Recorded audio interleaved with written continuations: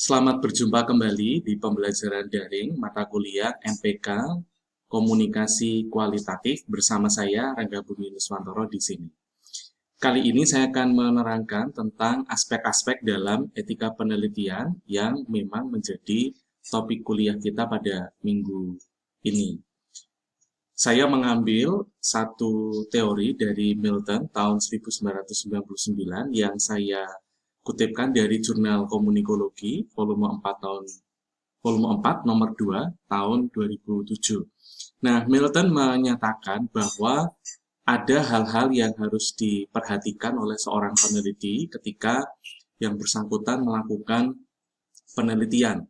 Sebenarnya konteksnya sangat luas karena Milton tidak bicara bahwa penelitian yang dilakukan itu adalah penelitian kualitatif atau kuantitatif, tapi hal yang dituliskan oleh Milton di sini menurut saya sangat relevan karena Milton menyatakan 4 hal atau 4 aspek utama yang perlu dipahami oleh seorang peneliti. Yang pertama adalah soal penghormatan terhadap harkat dan martabat manusia. Yang kedua adalah soal privasi dan kerahasiaan subjek penelitian. Ketiga adalah soal keadilan dan inklusivitas. Serta keempat, perhitungan tentang manfaat dan kerugian yang ditimbulkan. Nah, saya mau ke poin pertama dulu. Penghormatan harkat dan martabat manusia. Jadi, sebagaimana kita ketahui, penelitian kualitatif atau penelitian pendekatan kualitatif merupakan sebuah penelitian yang memiliki paradigma berpikir konstruktivisme. Artinya, realitas di lapangan adalah sesuatu yang kemudian dipotret apa adanya, berlangsung secara alami, dan kita sebagai peneliti hadir di sana dengan alamiah pula, mengamati segala hal yang kemudian terjadi, mencatat, melakukan wawancara jika diperlukan, dan kemudian mengolah hal-hal yang kita dapatkan lebih lanjut sebagai sebuah data. Nah, pada titik ini memang kita harus melihat bahwa yang kita amati adalah manusia, karena pastilah subjek dan objek riset kita berkaitan dengan manusia dan kemanusiaan mereka itu sendiri.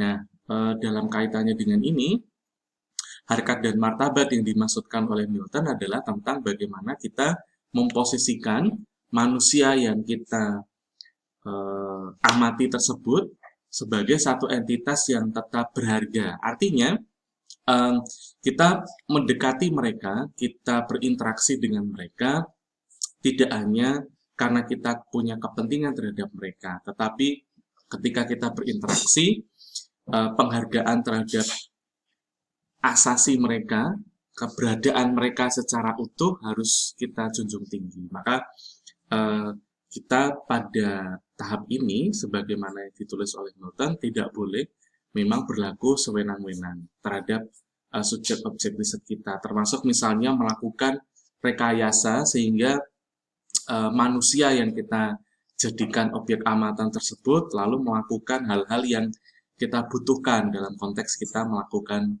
penelitian. Artinya kita harus tetap melaksanakan semuanya dengan alamiah.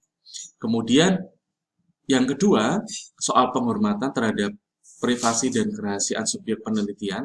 Pada titik ini memang kita harus menyadari bahwa kadang-kadang topik atau tema kita itu mengandung unsur-unsur yang sensitif bagi masyarakat kebanyakan. Misalnya isu-isu soal LGBT, soal seksualitas, soal konflik yang terjadi di suatu daerah, dan sebagainya. Dan pada titik ini, Milton mengingatkan kita untuk senantiasa menjaga privasi dan kerahasiaan subjek riset kita. Mengapa ini penting? Supaya kita dapat masuk ke dalam permasalahan yang kita angkat dalam penelitian, tetapi tanpa merugikan subjek penelitian kita, tanpa harus membocorkan identitasnya, tanpa harus mengumumkan secara terbuka siapa sebenarnya menjadi subjek riset kita. Mengapa itu perlu? Karena kita tidak mengetahui apakah masyarakat di luar sana itu sepakat atau tidak dengan yang kita teliti. Dan mungkin juga ada beberapa orang yang punya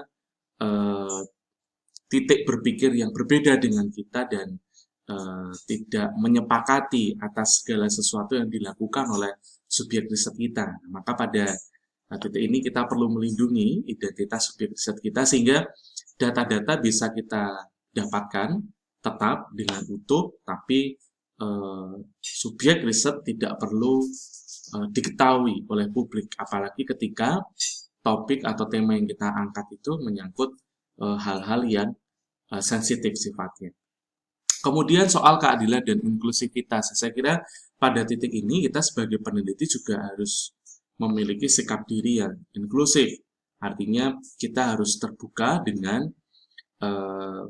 subjek riset dari golongan manapun, dari agama manapun, karena yang kita fokuskan adalah ya topik dan problem yang kita angkat dalam kerangka topik itu sendiri. Fokus kita ada di sana, dan ketika kita harus berjumpa dengan subjek riset yang mungkin memiliki hal-hal atau pada dirinya melekat sesuatu yang tidak kita setujui, ya maka kita harus tetap terbuka. Kita harus menjadi pribadi yang netral. Kita harus menahan apa yang kemudian menjadi idealisme kita, sehingga pada saat kita melakukan penelitian, menggali data, yang kita pentingkan adalah datanya itu sendiri, bukan aspek-aspek yang melekat pada diri kita.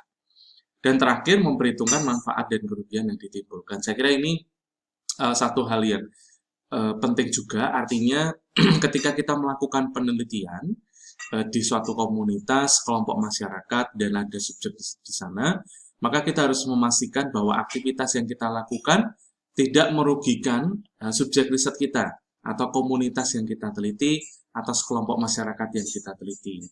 Saya pernah punya pengalaman melakukan penelitian di Lombok, di NTB, Provinsi NTB. Jauh hari sebelumnya, kami sudah mengontak salah satu key person yang ada di komunitas yang akan kami teliti, dan kami menghitung kebutuhan bersama key person tersebut ketika kami nanti akan berada di lapangan selama kurang lebih 7 hari atau 1 minggu. Tentu kami nanti akan hidup bersama-sama dengan mereka, tapi kami juga tidak ingin mereka rugi, dalam arti mereka atau komunitas yang kami datangi, sebuah radio komunitas yang ada di Kabupaten Lombok itu mengalami kerugian finansial karena harus menyediakan makanan untuk kami, harus misalnya kami mengadakan focus group discussion, kemudian harus menyediakan suguhan untuk para peserta FGD. Nah, itu sesuatu yang bisa diperhitungkan sejak awal sehingga atas aktivitas yang kita lakukan tidak merugikan subjek riset kita atau komunitas atau sekelompok masyarakat yang kita amati. Nah, itu 4 hal dari Milton yang perlu kita perhatikan ketika kita melakukan penelitian, sehingga aspek-aspek etika itu dapat dijunjung tinggi dalam penelitian kita. Selain itu, saya juga akan tunjukkan bahwa dari sisi peneliti, selain dari 4 hal yang tadi dikemukakan oleh Milton, juga ada hal-hal yang perlu kita perhatikan lebih lanjut. Ada 3 hal soal misconduct, yaitu peneliti tidak boleh melakukan penipuan dalam proses penelitian. Nah, artinya kita tidak boleh misalnya menuliskan sebuah transkrip palsu misalnya, atau kita memanipulasi jumlah informan misalnya. Ya, itu hal-hal yang tidak boleh dilakukan walaupun misalnya peneliti terdesak oleh waktu penelitian yang semakin sempit. Lalu hal yang tidak boleh kita lakukan juga adalah pemalsuan data di lapangan. Misalnya kita melakukan observasi, ya kita harus menuliskan dengan sungguh-sungguh apa yang kita temui di lapangan, disertai dengan bukti-bukti yang cukup. Artinya kita tidak bisa menyatakan sesuatu hal yang sebenarnya tidak ada di lapangan, tidak terjadi di lapangan, tetapi karena itu dibutuhkan oleh penelitian kita, dalam rangka kita menjawab rumusan masalah, atau problem yang kita angkat dalam penelitian, maka kita menciptakan sebuah narasi seolah-olah itu terjadi. Nah, itu tidak diperbolehkan dalam riset yang Anda lakukan. Lalu yang terakhir adalah soal plagiarisme. Nah, ini hal yang harus betul-betul kita perhatikan supaya peneliti terhindar dari pemalsuan hasil penelitian. Dan saat ini kampus kita, Universitas Atmajaya Yogyakarta, sudah memiliki mekanisme untuk mengecek apakah sebuah tulisan ilmiah itu memenuhi prinsip-prinsip etika akademik atau tidak dengan menggunakan aplikasi Turnitin. Jadi perlu hati-hati untuk melakukan hal-hal yang sifatnya plagiarisme karena pasti akan nampak, karena pengulangan-pengulangan itu bisa jadi sesuatu yang sudah pernah dibaca oleh dosen, sudah pernah diamati di suatu waktu tertentu, atau bahkan ketika dicek dengan Turnitin juga menunjukkan hasil yang fatal. Nah, ini 3 hal yang tambahan melengkapi dari apa yang kemudian tadi sudah dipaparkan ya di depan. Terima kasih sudah mengikuti penjelasan dari saya. Semoga semakin memahami apa yang penting untuk diperhatikan ketika kita melakukan sebuah penelitian, khususnya penelitian dengan pendekatan kualitatif, berdasarkan pemikiran dari Milton dan 3 hal yang tadi saya ungkapkan. Terima kasih, selamat berjumpa lagi nanti dalam kesempatan pembelajaran dari MPK Komunikasi Kualitatif. Sampai jumpa.